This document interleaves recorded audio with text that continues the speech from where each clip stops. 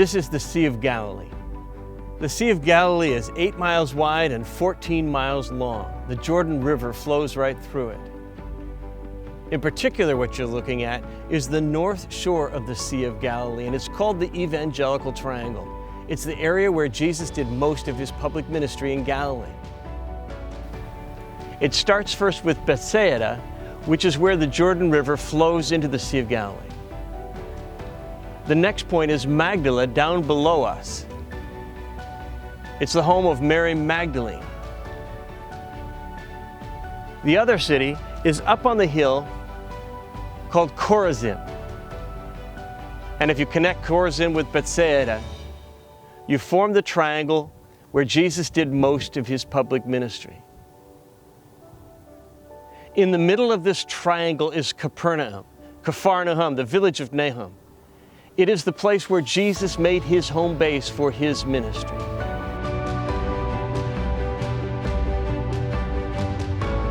Jesus traveled around to the 70-plus synagogues of the Galilee area. Matthew summarizes what he taught with these words: "The kingdom of God is at hand, it's near." About half of Jesus' parables start, "and the kingdom of God is like." One of the main themes of Jesus' teaching was the kingdom of God. So let's talk about what the kingdom of God is. This area has become famous because of what Jesus did. But in Jesus' day, this site would have been famous for something completely different. Well, maybe not up here, but what it would have been famous for is the cliff face on the other side and the caves in it. Let's go down there and take a look back up.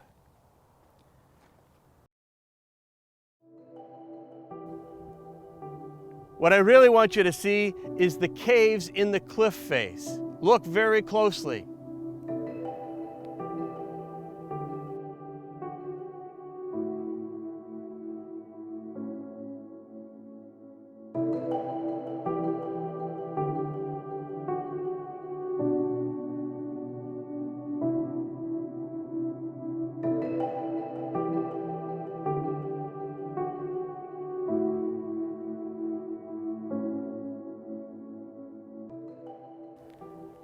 Let me show you those a little more closely. And as I do, I'll be able to tell you the story. Come with me.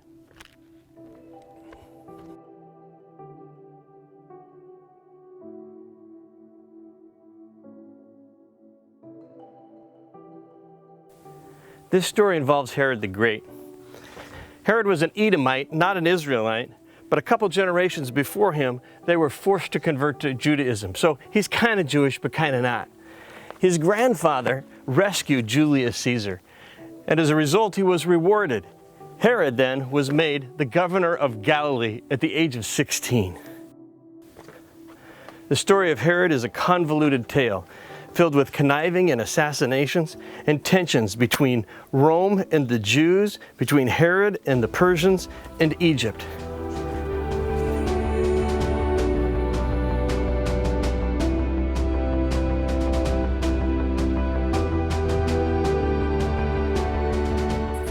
So at one point, Mark Antony of Roman Empire fame says to Herod, "You need to get rid of the rebels that are in Galilee. They're wreaking havoc on day-to-day life, and they don't care who gets in their way."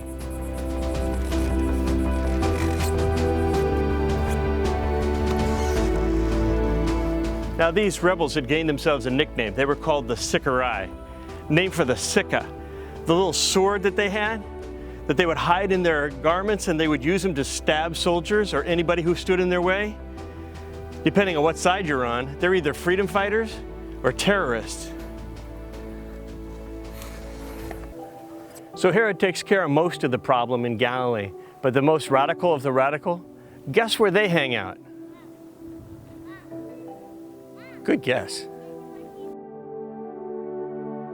Josephus was a Jewish leader captured by the Romans who became the historian of the Jews in this time period. He described what happened here, and here are his words.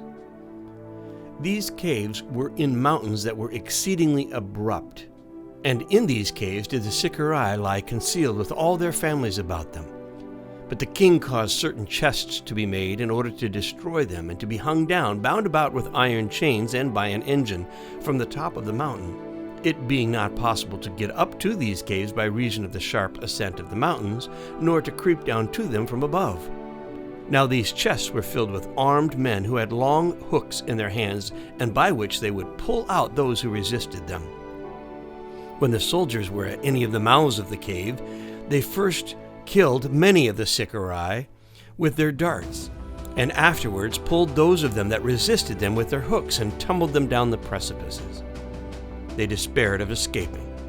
However, when the night came on, they put an end to the whole work, and as the king proclaimed pardon by a herald to such as delivered themselves up to him, many accepted the offer.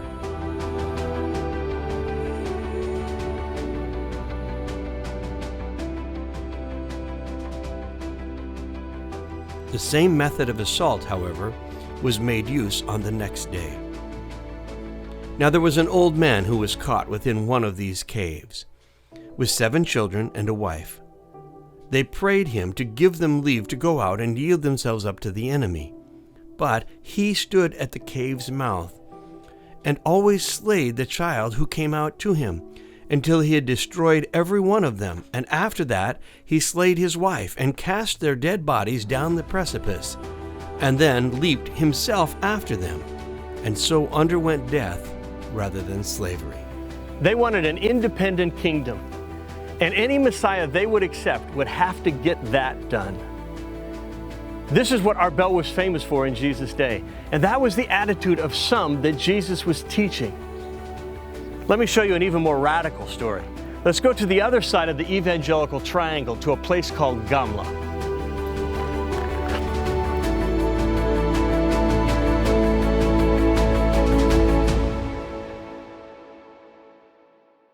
This is Gamla. Gamla means camel in Hebrew. And this city was named that because the hump at the top of the city looks like the hump of a camel. About 30 years after Jesus, there was a revolt against the Roman Empire. People wanted to bring in the kingdom. And so the Roman Empire came down and squashed it. The revolt started up here in Galilee, and the last stand in Galilee was here at Gamla. The dramatic events that happened here reveal the character and the attitude of some of the people Jesus was teaching. It shows us what they were thinking when they thought about the kingdom.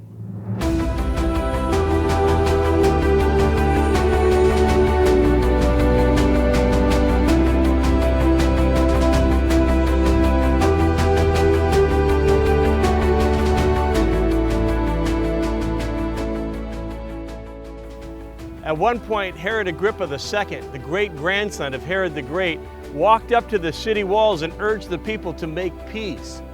While he was speaking, someone threw a rock at him, hit him in the elbow.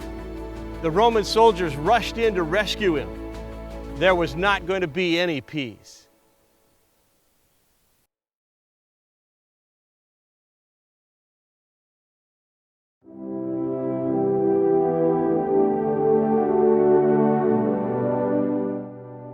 The Romans made a breach in the wall and attacked the city viciously, even battling from rooftops because the city was built at such a steep angle. Houses began to collapse one upon another, falling down the hill and raising a tremendous cloud of dust, which gave temporary defeat to the Romans.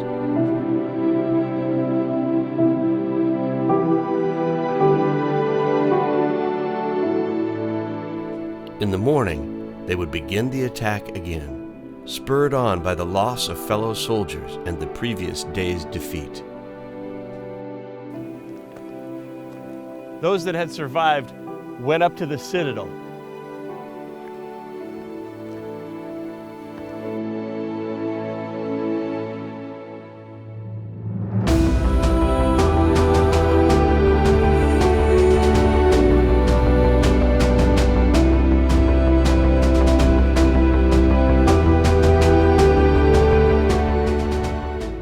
The Romans were enraged, and they had stormed the citadel.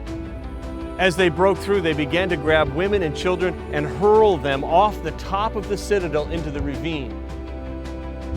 Those who were survivors up here began to despair, and so rather than have the Romans capture them, they began to jump.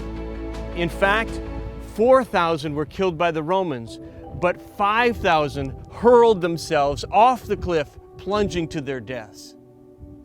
That's the type of mentality, the attitude of those who were up here, and some of those to whom Jesus was teaching. That was their expectation of what the kingdom of God would be when the Messiah came. Well, Jesus was here to teach about a different type of kingdom, the kingdom of God. So let's take a look at what it means to be in the kingdom of God with the gracious God as the king over you. Do the study, and then we'll wrap up together.